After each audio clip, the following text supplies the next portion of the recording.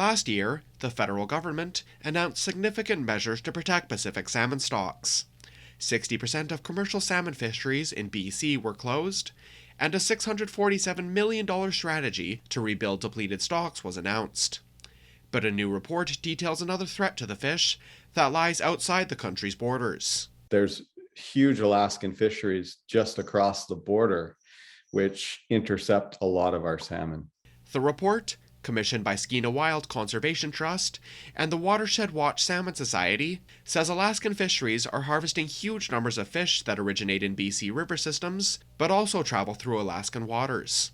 Greg Knox is the executive director for Skeena Wild. So, for example, in 2021, Alaska harvested 470,000 Skeena sockeye, and so they took about 30% of the return to the Skeena in a year when our fishermen were tied up to the docks because of conservation concerns. Much of these interception fisheries are in what's known as District 104, off the coast of the Alaskan Panhandle. Knox says there's a simple solution: moving those fleets to the inside waters so they can focus on harvesting Alaska-based salmon, which currently have healthy stocks.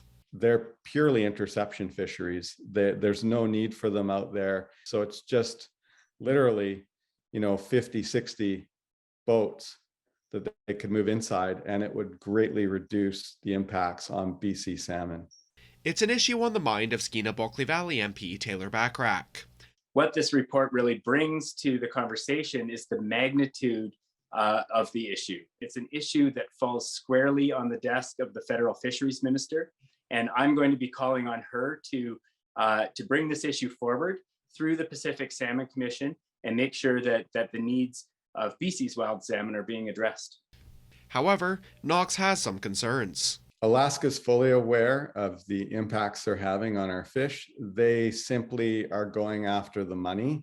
Our sockeye and Chinook are worth a lot of money, and so they're trying to intercept them so that they make more money. That's simple, and they don't seem to care. For CFTK-TV News, I'm Joshua Azizi.